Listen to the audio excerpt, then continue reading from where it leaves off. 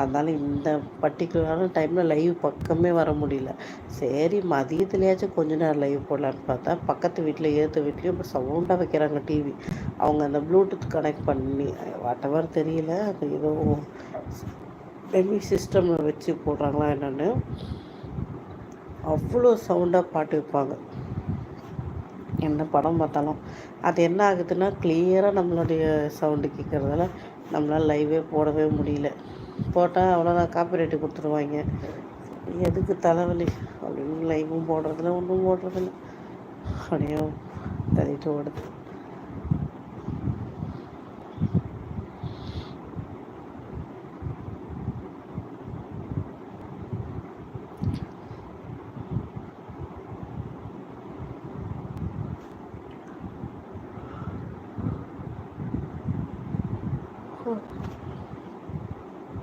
சரி, okay, night பார்க்கலாம். So பாய்.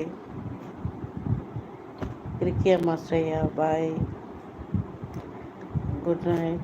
ஐயோ சாரி, தூக்கம் வந்துச்சா, அதனால் குட் நைட்னு சொல்கிறேன். சடனாக உங்கள் லைவ் பார்த்தேன், நினச்சேன். ஆல்ரெடி உங்கள் வீடியோவில் பார்த்துருக்கேன். அப்படியா விக்கி? ஓ, தேங்க்யூ ஸோ மச் விக்கி. ஆனால் என்னப்பா பண்ணுறது, ஷார்ட்ஸில் வியூஸ் கிடையாது, வீடியோஸ்க்கும் வியூஸ் கிடையாது, லைக் இருக்காது. ஒய் எனக்கும் தெரில. நானும் எவ்வளோ நாளாக ட்ரை பண்ணுறோம்.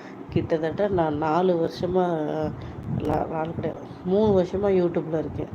ஆனால் என்ன ப்ரோஜனம்னு இருக்குது, கொஞ்சம் கூட மூமெண்ட் இல்லை.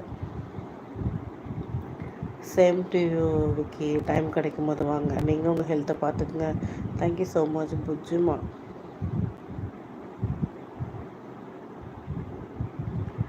ஐயோ அப்படியாம்மா, சரிம்மா, பாய் பாய். ஸ்ரேயா, ஸ்ரேயா உன்னோட கமெண்ட்ஸ் வரும் போதெல்லாம் எனக்கு யார் ஞாபகம் வருவாங்கன்னா சொல்லிட்டு போயிடுறேன். பிரியா நம்மளுடைய லைவில் ஒருத்தவங்க வருவாங்க. அவங்க கிட்டத்தட்ட ஒரு 1.5 வருஷமாக இருந்தாங்க. 1.5 வருஷம், ஆமாம் 1.5 வருஷமாக நமக்கு லைவில் வந்தாங்க. Hi John. ஆயிடுச்சு பிரதர், ரீசன்ட் டேஸில் தான் ஆச்சு விக்கி. பட் ஆனால் இன்னும் நாங்கள் எந்த டாலரும் இன்னும் சேவ் பண்ணலை.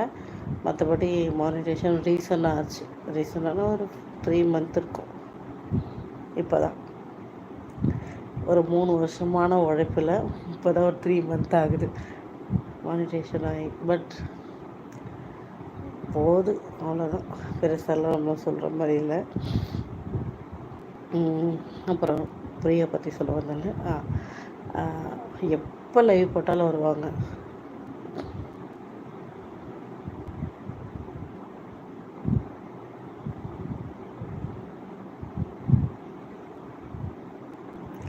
கண்டிப்பாக செய்யணும் அஜய் பிரதர். பிரச்சனை கீப் ட்ரை பண்ணிகிட்டே தான் இருக்கேன் விக்கி. ரொம்ப ட்ரை பண்ணுறேன். அஜய், நான் வந்து முன்னாடி என்ன பண்ணிகிட்டு இருந்தேன் தெரியுங்களா, மிளகு அப்புறம் திப்பிலின்னு சொல்லி கடையில் விற்பாங்க. ஓகே பாய்டா. திப்பிலின்னு சொல்லி விற்பாங்க.